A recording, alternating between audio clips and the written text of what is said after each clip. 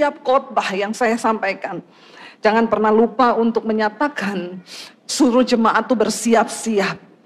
Ya, karena kedatangan Tuhan akan segera datang, tapi bukan tanggal 25 September ini, saudara ya.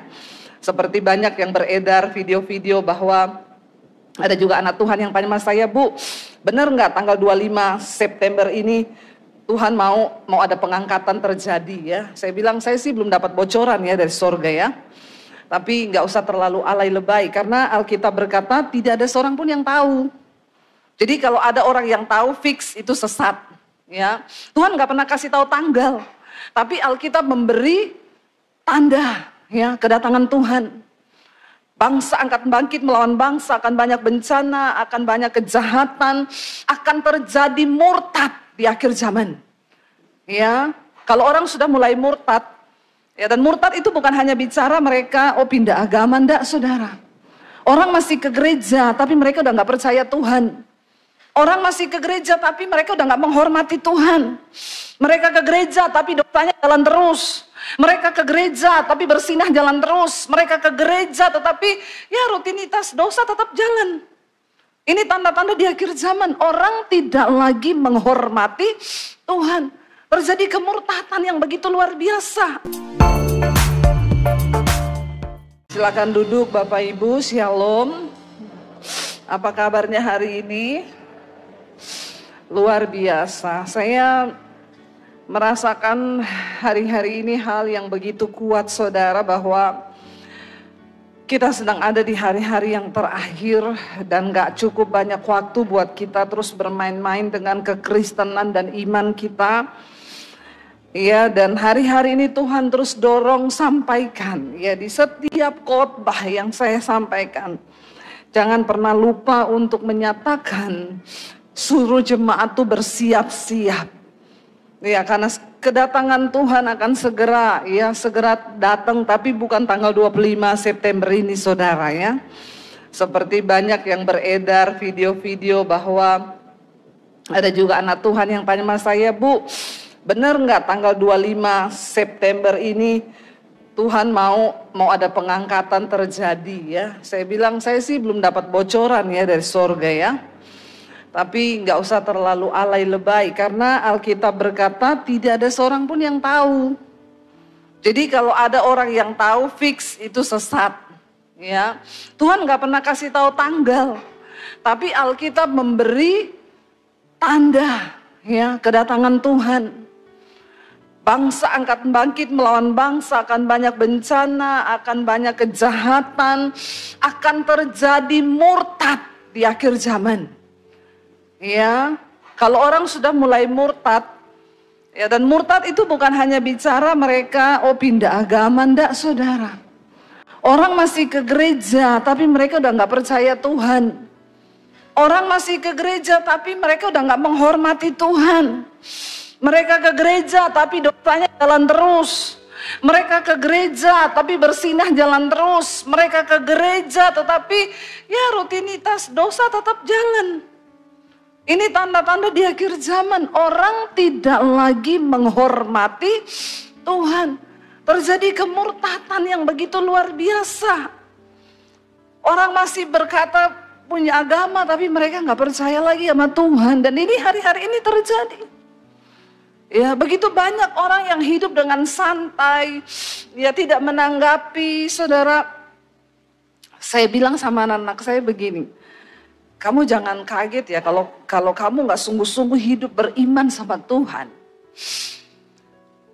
Kamu bayangkan nggak kalau kamu sungguh-sungguh tidak menjaga kekudusan, nggak jaga hidup benar di hadapan Tuhan.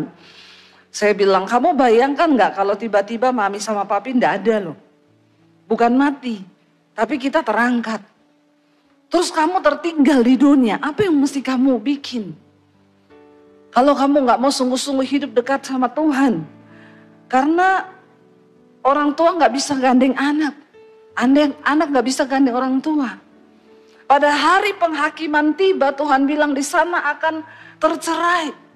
Ya, yang satu lagi tidur, yang satu hilang, yang satu di ladang lagi bekerja, yang satu hilang. Ya, saya bilang cuma satu, kalaupun ada yang tertinggal, Ya jangan pernah kamu menyangkal Tuhan Yesus. Karena tidak ada keselamatan lagi di zaman antikris. Ya keselamatan hanya dibayar dengan darah sendiri. Kamu harus mati dibunuh karena nama Yesus. Mumpung sekarang ini belum ada aniaya, kita cuma harus mengalahkan diri sendiri nih sekarang. Ya, kita berperang melawan diri sendiri karena musuh terbesar dalam iman itu adalah diri sendiri, bukan setan. Jangan sering-sering salahin setan, karena memang setan sudah salah. Ya, saudara salahin dia nggak goyah karena memang dia sudah salah. Mari kita berjuang melawan diri sendiri. Saudara, hari-hari ini saya melihat ajaran-ajaran itu banyak. Bahkan tanpa sadar kita pun dibawa dalam pemahaman-pemahaman yang kelihatannya benar, saudara. Padahal itu menyesatkan. Saya kemarin baca berita begini, saudara. Sekarang ini orang lagi dibawa tertuju kepada diri sendiri terus. Saya kemarin baca berita, ya, survei membuktikan kalangan anak-anak muda sekarang, terutama Gen Z itu mereka nggak punya tabungan. Bekerja, iya mereka bekerja, tapi tabungannya nggak ada. Kenapa? Karena mereka itu sekarang lebih memilih memberi self reward. Di Jakarta itu, saudara, anak muda kerja dari Senin sampai Jumat. Sabtu mereka dugem. Karena dia bilang, ya aku harus memberikan self reward dong. Gua kan udah capek kerja. Buat apa gua kerja? Kan buat gua nikmati. Karena gua layak untuk bahagia. Orang itu dibawa untuk mengasihani diri, menghargai diri. Sehingga apa-apa itu tertuju kepada diri. Ya. Kemarin saya nonton di Australia ada demo besar-besaran yang mereka itu menolak imigran, saudara, terutama untuk Asia. Kenapa itu terjadi? Karena di Australia itu orang-orang Asia sekarang di sana punya restoran, punya rumah, punya apartemen. Karena mereka bekerja, kalau bisa ambil 3 shift, 4 shift pun kalau ada dia ambil 4 shift. Kalau orang-orang di sana mereka kerja Senin sampai Jumat, Sabtu, Jumat malam tuh mereka sudah penuhi itu tempat dugem, mereka minum, mereka mabok, mereka kasih self reward buat diri mereka. Sehingga ketika ada orang-orang Asia, orang Indonesia di sana banyak, saudara, punya resto, punya rumah, punya apartemen. Ya karena memang mereka bekerja keras dan mereka nggak maulah terlalu kasih reward kepada diri sendiri. Ya kita bekerja untuk kita bisa ya save itu untuk hari tua kita, untuk apa, ada hikmat. Ya, dan ini mulai terjadi. Sekarang juga lagi heboh pembahasan tentang silver divorce. Saudara pernah dengar istilah itu ya? Perceraian di atas 50 tahun. Rambutnya udah silver kayak saya begini, ya, tapi bercerai. Dan saudara tahu alasannya perceraian itu terjadi kenapa? Karena pasangannya itu nggak enak diajak ngobrol.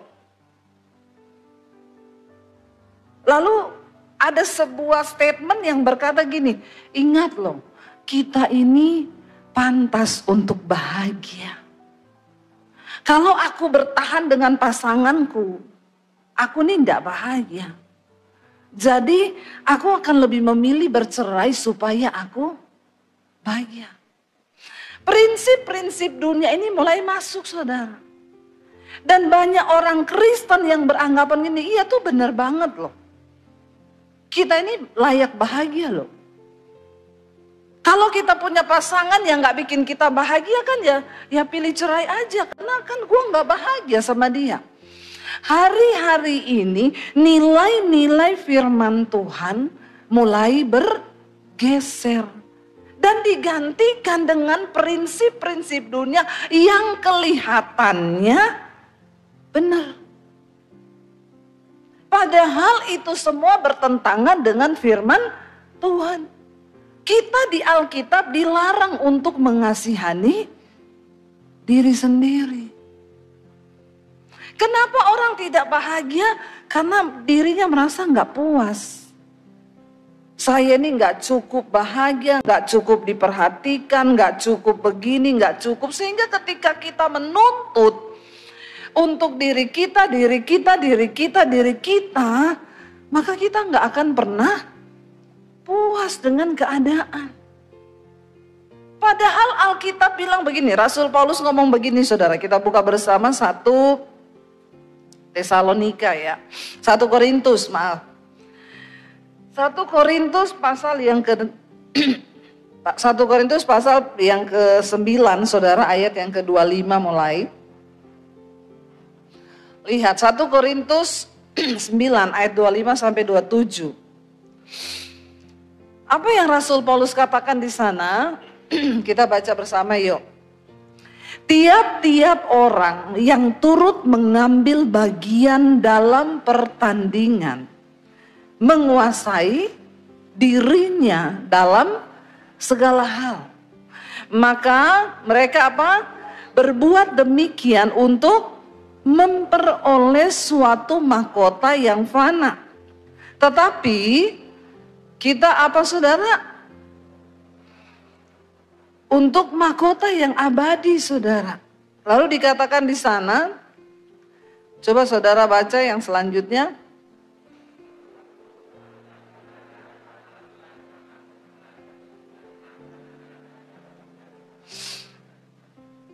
Iya, dan dia bilang aku ini bukan petinju yang sembarang memukul, bukan pelari yang berlari tanpa tujuan. Ayat 27 dia berkata apa? Tetapi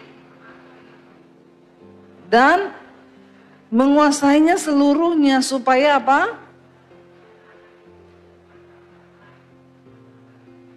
Iya, saudara, Rasul Paulus berkata saudara, dia bilang, aku ini ya melatih tubuhku dan menguasainya seluruhnya supaya jangan setelah aku memberitakan Injil, aku ini ditolak sama Tuhan. Dia menggambarkan bahwa kehidupan kekristenan iman kita itu seperti orang yang sedang berada di dalam gelanggang pertandingan. Dan dia bilang semua orang yang sedang berada dalam gelanggang pertandingan harus menguasai diri. Ya, menurut ukuran iman kita menguasai diri. Mereka itu berbuat demikian untuk memperoleh mahkota yang fana.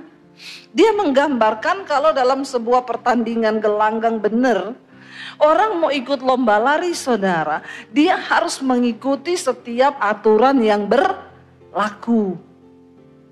Enggak boleh seenak-enaknya sendiri. Orang kalau mau ikut lomba lari, maka dia harus melatih diri. Kan gak mungkin besok tiba-tiba saya daftar ikut lomba lari maraton. Gila gak saya? Kira-kira kalau besok saya tiba-tiba ikut lomba, saya kalah atau menang? Ya udah pasti. Kenapa saudara begitu yakin saya kalah? Ya siapa tahu ada mujizat saya menang toh? Ya gak mungkin. Tuhan juga gak akan bikin mujizat besok kalau saya ikut lomba lari. Karena mengikuti perlombaan lari itu perlu yang namanya latihan, persiapan. Setiap hari saya harus mulai berlatih untuk berlari toh. Enggak mungkin besok saya langsung ikut lomba. Kalau saya tahu saya mau ikut lomba, ya saya harus lari dulu toh. Minimal berapa lama saya harus latihan saudara? Ada yang pernah ikut lomba lari di sini? Ada bu, lari dari kenyataan. Ya, itu nggak bisa sembarangan kita langsung ikut lomba. Ya nggak bisa 1-2 bulan juga nggak bisa. Kita harus berlatih, bahkan ada yang sampai tahunan.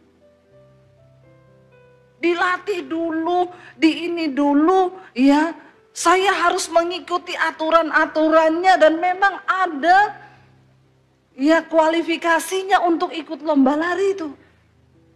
Kita dicek kesehatannya dan semua orang yang mengikuti, yang masuk dalam arena gelanggang pertandingan menguasai diri, mengikuti aturan. Ada orang ikut lomba lari datang pakai sepatu roda, saudara. Ya, saya mau ikut lomba lari. Loh, tuh harus pakai sepatu roda. Ya terserah saya, boleh ikut? Ya kagak lah. Ini lari, bukan sepatu roda. Kalau kita ikut aturan perlombaan, pertandingan, kita harus ngikuti apa yang sudah ditetapkan. Ya kamu mau lari pakai sepatu, lari. Larinya juga tetap di dalam trek. Nggak boleh keluar lewat jalan pintas. Walaupun kau tahu ada jalan pintas yang lebih dekat, tapi nggak boleh. Ada trek larimu di situ. Nggak bisa seenak-enak kita sendiri. Nah, Rasul Paulus menggambarkan orang-orang yang cuma pengen dapat mahkota yang fana di dunia ini saja. Mereka melatih diri sedemikian, menguasai diri agar memperoleh mahkota yang fana. Terlebih saudara dan saya, kita ini sedang berlomba dalam pertandingan iman untuk memperoleh mahkota yang abadi. Kalau di dunia saja mengikuti pertandingan harus seperti itu, menguasai dirinya, apalagi kita. Rasul Paulus bilang begini saudara, karena itu aku melatih tubuhku, diriku ini, dan menguasainya seluruhnya, supaya jangan setelah aku memberitakan Injil, aku ditolak sama Tuhan. Saya itu kadang merenung gini, gila ya, sekelas Rasul Paulus loh.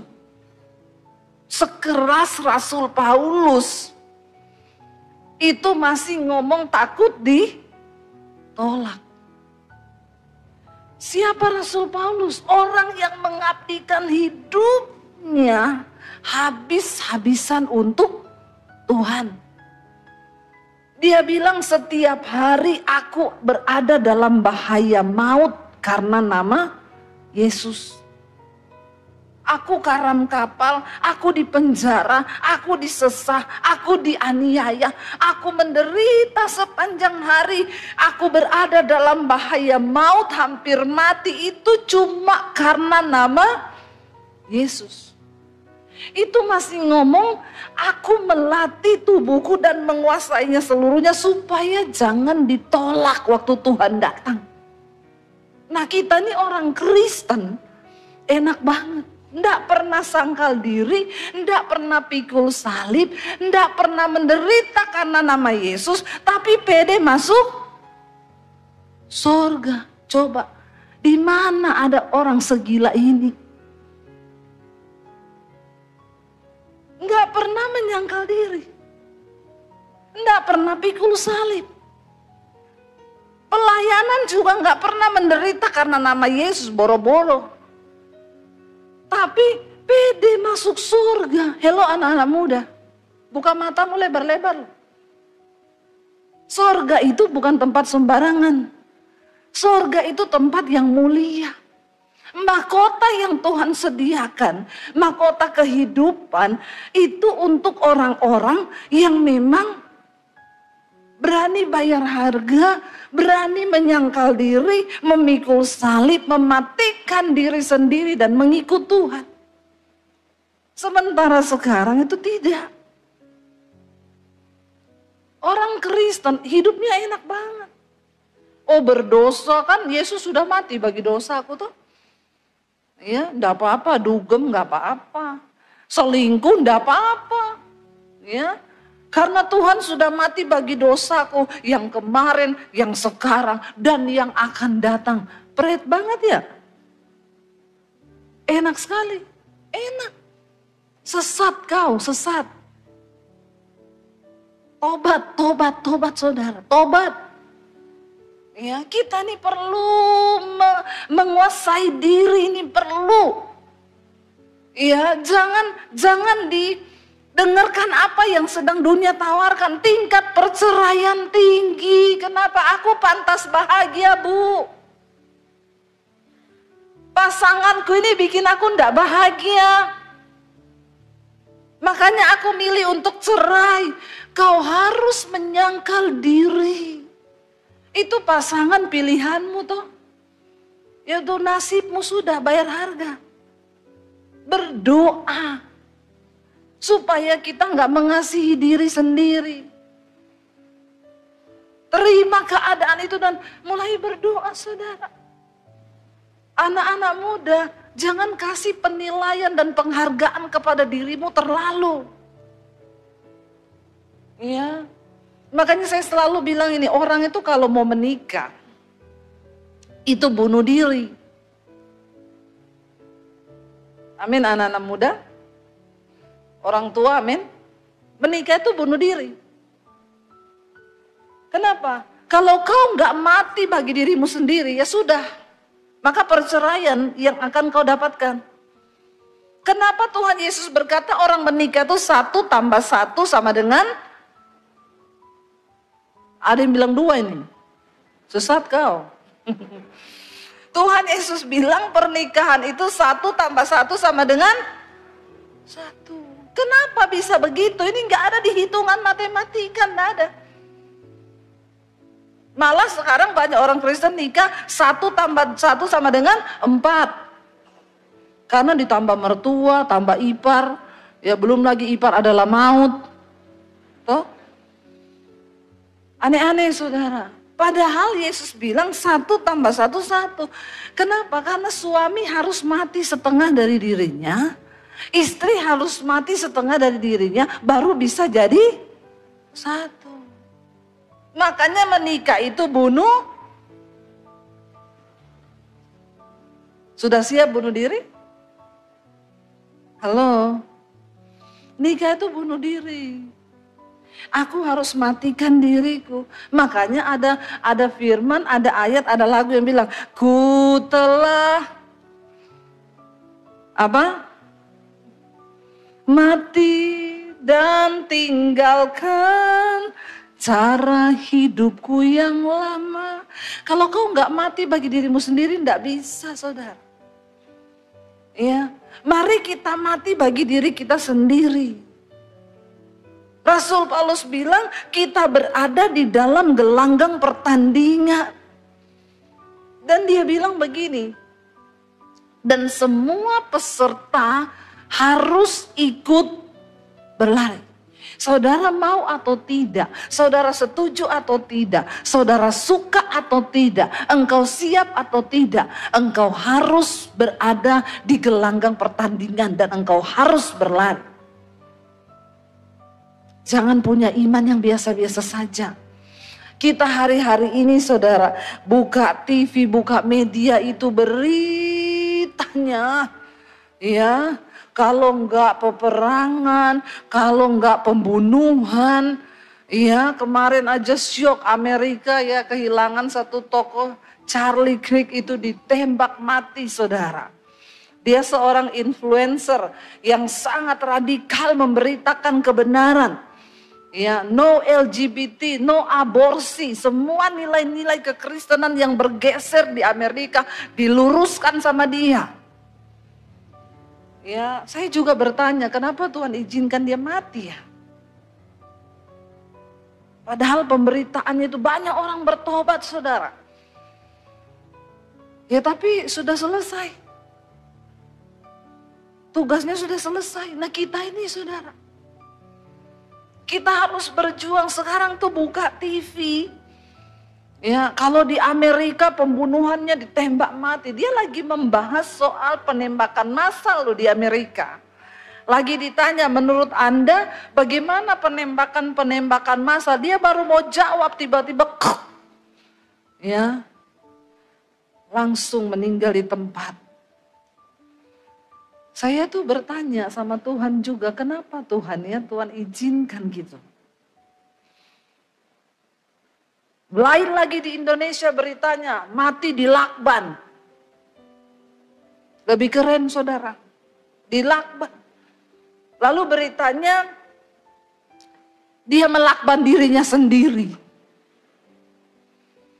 Ya, tidak terbukti ada pembunuhan, tapi dia melakban dirinya sendiri karena sakit jiwa.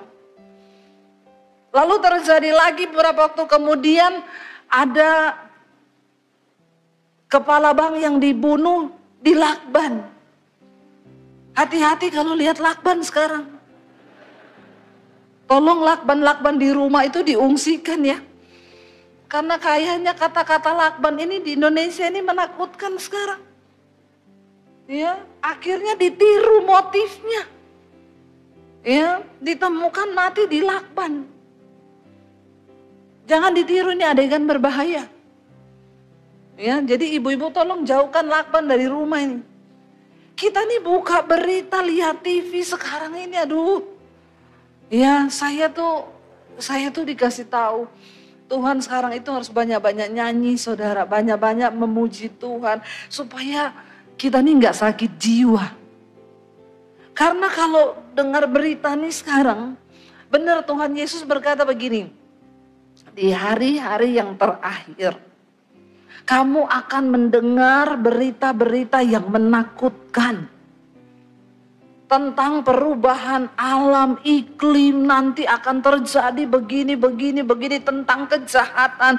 Dan Tuhan Yesus loh yang ngomong gini. Dan akan banyak orang yang mati ketakutan mendengar berita-berita itu. Baru dengar sudah mati. Baru dengar tok ini. Ini belum apa-apa saudara.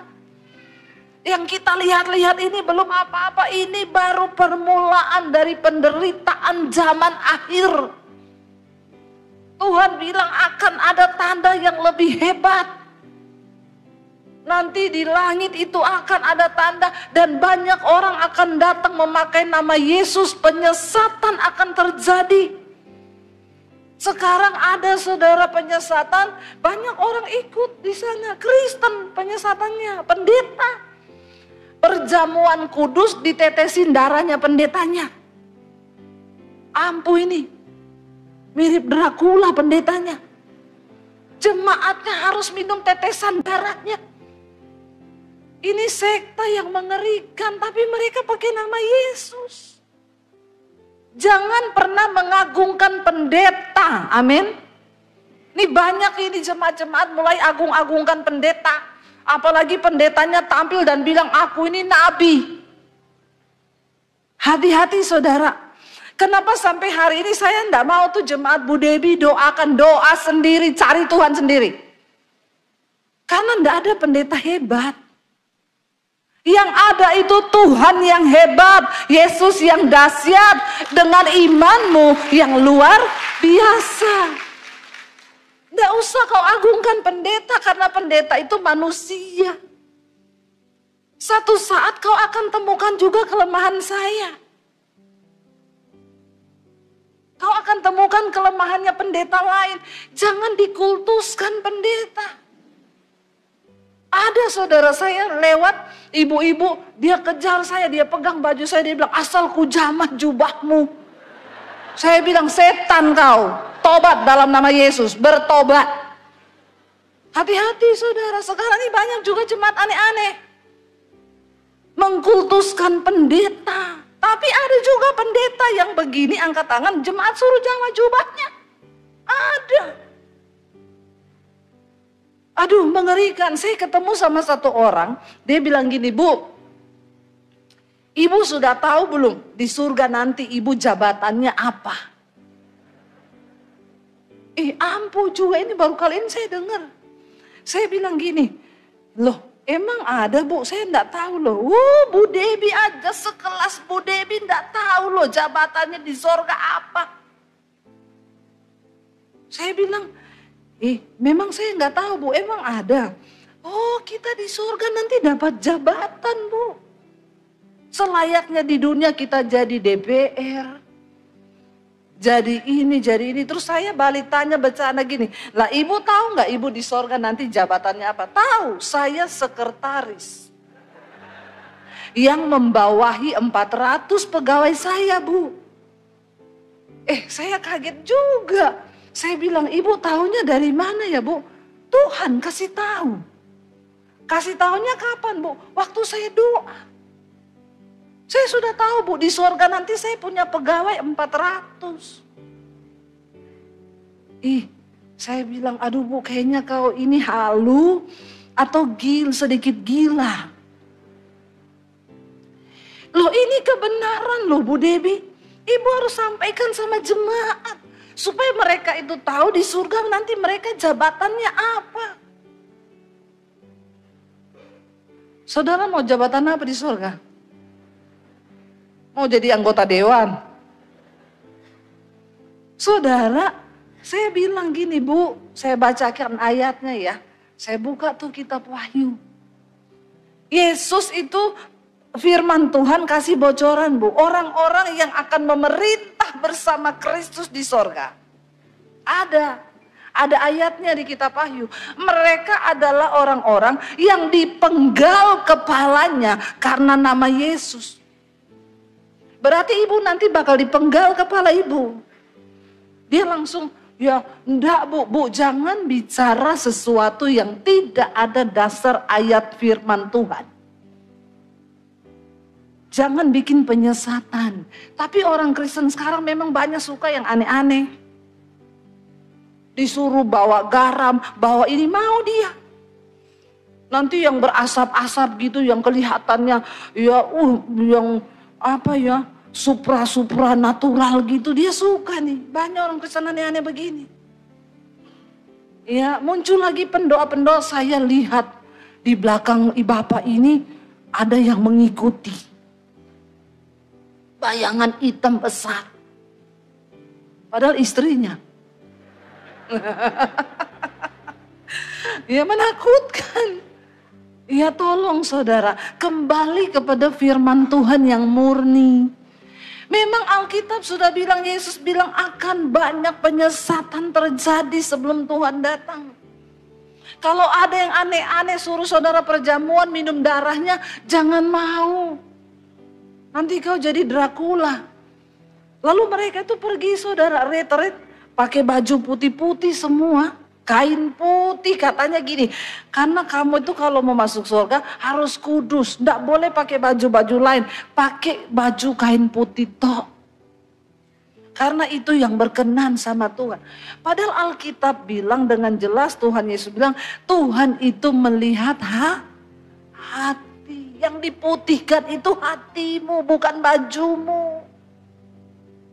Nanti kau jadi kayak orang Farisi yang di luarnya putih, di dalamnya busuk, hitam. Hari-hari ini yang harus kita perbaiki diri kita ini loh saudara. Jangan ada kepahitan suami istri, ayo lebih kepada kita bunuh diri yuk. Aku nih egois, aku akan belajar tidak menuntut dengan pasanganku, aku akan belajar gini, aku akan belajar gini. Banyak bertobatlah kita ini. Ya. Apa yang perlu aku perbaiki sebagai suami? Apa yang aku perlu perbaiki sebagai seorang istri itu apa? Jangan tuntut terus, tuntut menuntut sehingga akhirnya makin ya sebagai anak apa yang harus aku perbuat nih supaya hidupku ini berkenan. Kita nggak banyak waktu loh saudara. Untuk bermain-main dengan panggilan iman kita. Ayo, saya cuma mau sampaikan bertobat. Jangan banyak tuntutan sama Tuhan. Kita belajar mematikan diri kita sendiri dulu. Kita belajar menjadikan Tuhan sebagai Tuhan di hidup kita. Iya. Karena Alkitab berkata apa? Cukupkanlah dirimu dengan apa yang ada padamu. Jangan lihat suami orang lain, jangan lihat istri orang lain. Tapi mari syukuri apa yang kita miliki hari ini. Supaya kita tidak merasa aku ini kurang bahagia, kurang cantik, kurang ganteng, kurang kaya. Kurang terus. Kita lupa mensyukuri apa yang sudah Tuhan berikan yang begitu luar biasa. Karena kita merasa kurang terus. Ya kurang duit. Hari-hari ini ada yang rasa kurang duit? Nggak usah angkat tangan. Nggak ada juga yang mau ngasih sama kita. Ya, saudara, saya itu ketemu orang kaya, saudara. Kaya, saudara. Ya menurut saya ya memang dia kaya, dia punya semuanya. Dia cuma duduk di pinggir laut, di vilanya, pakai celana pendek, pakai baju kaos putih biasa, nggak pakai sesuatu yang bermerek sama sekali. Ya, terus dia bilang sama saya, Bu, saya itu hari-hari ini, ya, saya banyak merenung. Ya, tempat saya di sini, vilanya itu di tengah hutan, masuk ke dalam hutan, lalu ada pantai, saudara. Dia bilang, ya, saya senang kalau di sini, Bu. Merenung di pinggir pantai pakai celana pendek. Saya nih sekarang udah nggak mau ke mall, beli-beli apa-apa itu sudah nggak mau. The real sultan begini. Ya. Pada akhirnya dia menemukan satu keadaan di mana dia bilang, ya aku udah nggak pengen apa-apa. Cuma pengen duduk di pinggir pantai, merenungkan hidup, menikmati laut, lihat langit. Ternyata pada akhirnya orang kaya tuh cuma pengen itu. Terus kita nih masih pengen kaya. Padahal orang kaya cuma pengen duduk di pinggir laut, nggak lagi belanja-belanja, nggak lagi apa-apa. Saya tuh kadang-kadang jadi bingung ya.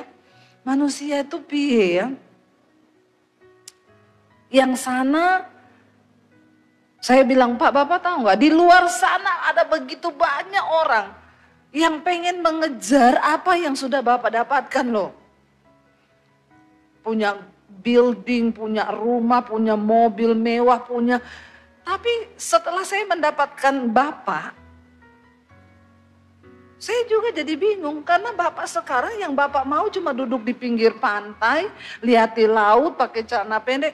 Dan memang dia, saudara, saya tahu dia tuh kalau keluar udah nggak ada pakai aksesoris, jam tangan, RM, nggak ada.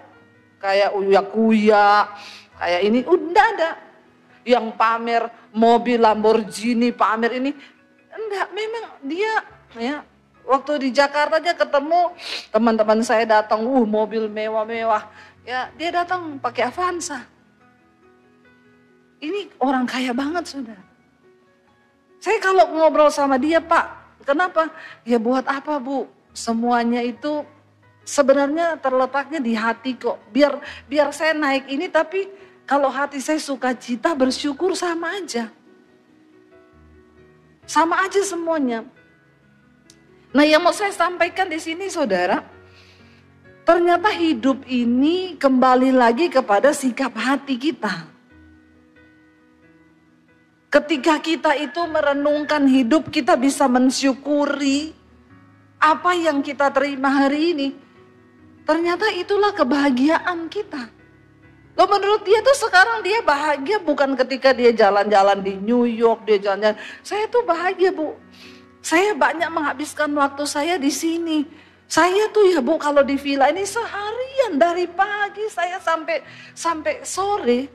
Itu saya cuma duduk di pinggir pantai sini merenungkan hidup. Merenungkan hidup, suatu saat saya akan menghadap Tuhan. Ya. Makanya saya cerita dulu satu kisah. Ada seorang CEO berlibur di satu pulau. Lalu dia ketemu sama nelayan. Nelayannya lagi dorong perahu jam 9 pagi. Dia tanya, kamu sehari dapat uang berapa? Ya cukup untuk kehidupan saya sehari sama anak, sama istri. Kenapa kamu nggak kerja lebih giat lagi? Sampai sore gitu supaya kamu dapat 2 kali lipat, lalu kamu bisa punya perahu 10, bahkan satu saat kamu punya kapal, kamu punya ini terus. Sehingga kamu bisa lebih santai nanti ngantarkan anakmu, duduk sama istrimu. Terus nelayan itu bilang, loh saya sekarang sudah begitu. Ini saya nanti pulang, saya antar anak saya ke sekolah, nanti saya duduk sama istri saya masak, saya nikmati ikan yang sudah kita masak bersama. Lalu kami menikmati hidup sampai sore, saya bersama istri di rumah dengan anak-anak. Nanti malam saya melaut lagi besok. Kamu suruh saya menghabiskan waktu saya dengan sedemikian keras cuman supaya saya nanti bisa duduk dengan anak dan istri. Tapi sekarang hari ini saya sudah menikmati itu. Ternyata saudara, hidup ini adalah ketika kita bisa menguasai diri, mensyukuri semua yang Tuhan berikan. Dan berkata, Tuhan cukup, aku bersyukur buat anugerah-Mu yang Tuhan beri. Bangun pagi kita buka mata bersyukur. Anda bisa pergi ke toilet membuang air kecil, air besar tanpa harus ke rumah sakit. Syukuri loh. Pernah gak saudara buang air kecil terus ngomong, Tuhan terima kasih. Aku bisa pipis lancar. Itu anugerah saudara. Kenapa? Karena kalau kau gak bisa pipis, kau dibawa ke rumah sakit. Ya, rumah sakit sekarang juga kalau mau segera ditangani bunyi. Bisa sih pakai BPJS. Tunggu dulu sampai dokternya datang. Ya toh? Jadi hari ini mari kita belajar mensyukuri. Bangun pagi bersyukur Tuhan buat napas, buat hari yang Tuhan beri. Aku bisa ke kamar mandi, bisa melakukan semua ini karena anugerah Tuhan. Dan setelah kita bersyukur, mari kita berkata, Tuhan ajar aku untuk bisa memberikan sesuatu yang terbaik buat Tuhan dari hidupku. Mari kita belajar saudara supaya waktu Tuhan datang, hidup kita ini sungguh-sungguh didapati Tuhan berkenan. Saya undang para imam musik maju ke depan. Kita mau punya kerinduan di hati, aku mau mati Tuhan bagi diriku sendiri. Supaya hidupku ini berarti, jangan menuntut orang lain. Cukupkan dirimu dengan apa yang ada padamu. Sebab Tuhan berfirman, Dia tidak pernah sekali-kali meninggalkan kita. Dan kasih-Nya itu cukup buat kita. Anak-anak muda, matikan dirimu dan belajar untuk sungguh-sungguh menyerahkan hidupmu bagi Tuhan. Matikan segala dosamu, ya. Jangan hidup menuruti hawa nafsu, dugem, bersinah, selingkuh, marah, kepahitan. Yuk, banyak-banyak Tuhan, ampuni aku Tuhan. Biarpun suamimu yang salah bilang ampuni aku Tuhan. Biarpun istrimu yang salah bilang ampuni aku Tuhan. Itu lebih membuat kita ini menerima semua keadaan. Ya, jangan pernah menuntut harusnya begini, harusnya itu begitu, harusnya itu yang bikin kita ini akhirnya tidak bisa bersyukur dan terus menuntut keadaan, terus menuntut Tuhan. Kita ada di hari-hari yang terakhir. Tuhan mau supaya kita mematikan diri kita. Kita mau katakan di hadapan Tuhan, ku telah mati dan tinggalkan cara hidupku yang lama Tuhan. Bangkit berdiri bersama saudara. Hamba berdoa menyerahkan jemaat-Mu, umat-Mu Tuhan. Satu kerinduan Tuhan, tidak ada satupun dari kami yang tertinggal ketika Engkau datang. Kami datang menyerahkan hidup kami Tuhan selama masih ada waktu. Engkau beri kami kesempatan, terima kasih Engkau memperdengarkan peringatan-Mu di hari-hari terakhir ini. Kami mau berlomba dalam pertandingan iman yang diwajibkan bagi kami. Kami harus membunuh semua keinginan-keinginan kami yang tidak sesuai dengan kehendak Tuhan. Segala hawa nafsu, segala hal-hal yang menjauhkan kami dari Tuhan, yang menyebabkan kami tidak bisa masuk ke dalam keselamatan-Mu. Ampuni kami Tuhan. Tapi kami mau berlomba, kami mau terus mengejar perkenanan Tuhan. Terima kasih Bapa, sampai satu saat kami semua dikumpulkan di dalam kerajaan-Mu yang mulia. Segala pujian, hormat, kemuliaan hanya bagi Engkau di dalam nama Tuhan Yesus. Yang percaya diberkati Tuhan, katakan bersama amin. Tepuk tangan buat Tuhan Yesus. Puji nama Tuhan. Terima kasih Bu Dewi Bashir untuk firman Tuhan yang disampaikan. Silakan duduk kembali Bapak Ibu jemaat kasih Tuhan. Baik, sekali lagi kita berdoa sebelum kita memberikan persembahan terbaik buat Tuhan. Sama-sama Bapak Ibu, terima kasih Tuhan untuk perkenanan-Mu pada pagi hari ini. Kau sendiri yang sudah berbicara melalui hamba-Mu Tuhan, Ibu Dewi Bashir Tuhan. Kami menerima firman-Mu Tuhan, kami memateraikan firman-Mu Tuhan dalam nama Yesus Kristus. Terima kasih Tuhan, sebentar Tuhan kami juga akan memberikan persembahan Tuhan bagi pekerjaan Tuhan di tempat ini Tuhan. Biarlah kami Tuhan memberi dengan hati yang penuh sukacita. Sebab Engkau Tuhan yang begitu baik dalam hidup kami. Dalam nama Tuhan Yesus Kristus yang percaya sama-sama katakan, amin.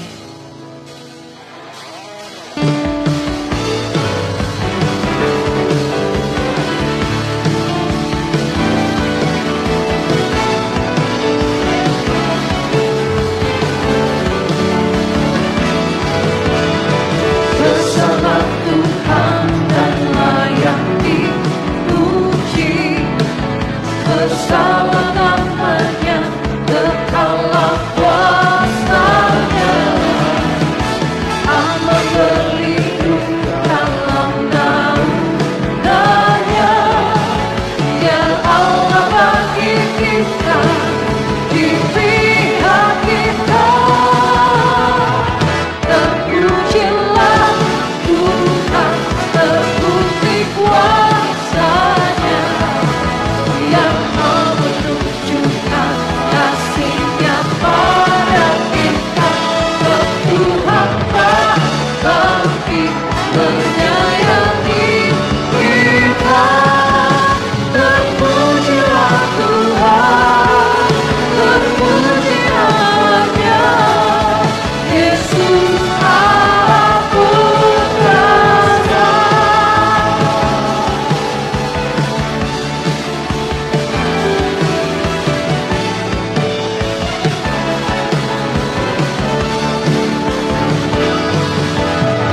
Berserah Tuhan dan layak dipuji, berselama-lamanya kekalah kuasa-Nya, aman berlindung dalam naungan-Nya. Ya Allah bagi kita, di pihak kita, terpujilah Tuhan, terbukti kuasa-Nya. Yang menunjukkan kasih-Nya pada kita, Tuhan bagi menyayangi kita. Terpujilah Tuhan, terpuji namanya, Yesus Allah perkasa.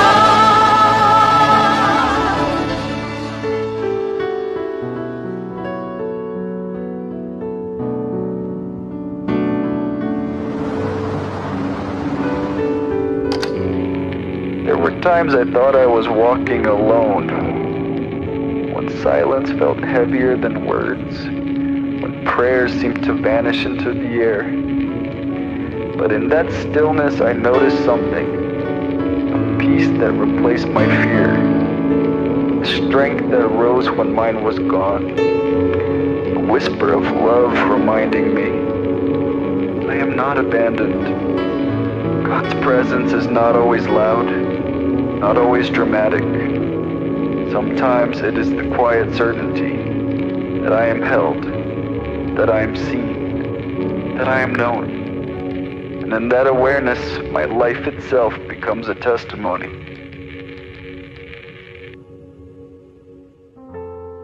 Puji nama Tuhan, barusan adalah video dari Worship Night yang diadakan oleh GSCS Youth. Dan untuk Worship Night akan diadakan kembali pada hari Sabtu besok Bapak Ibu. Bagi Bapak Ibu yang punya anak-anak muda bisa diarahkan untuk mengikuti Worship Night. Karena kali ini adalah Worship Night terakhir di tahun 2025. Jadi teman-teman pemuda-pemudi bisa hadir bersama-sama di tempat ini karena akan dilayani oleh Pastor Andrew dan juga Michael Panjaitan. Dan saya percaya ketika kita menyembah Tuhan, di situ ada pemulihan, kuasa Tuhan terjadi dalam hidup anak-anak muda.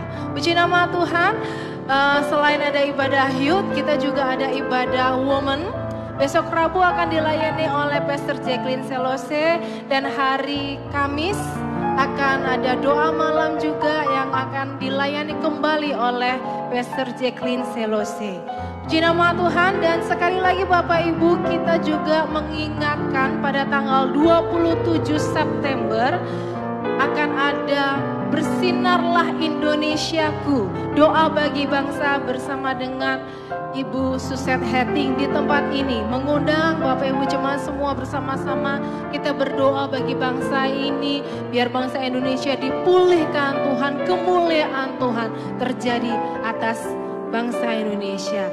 Puji nama Tuhan, berapa banyak yang mungkin baru pertama kali hadir tempat ini? Boleh saya lihat tangan-tangan yang baru pertama kali hadir atau yang mungkin dari luar kota? Puji nama Tuhan, selamat datang di GSCS Pakuan Mall. Kasih tepuk tangan Bapak Ibu. Sama-sama kita boleh bangkit berdiri, kita akan tutup dengan doa berkat, kita menerima. Mari kita tutup dengan berkat, angkat tangan kita. Kiranya berkat Allah Bapa, Putra dan Roh Kudus memberkati jemaat Tuhan di pendidikan, studi, pekerjaan, usaha, bisnis, perjodohan, rumah tangga, dan apapun yang dikerjakan oleh jemaat Tuhan mulai sekarang sampai selama-lamanya. Tuhan memberkati engkau dan melindungi engkau. Tuhan menyinari engkau dengan wajahnya dan memberi engkau kasih karunia.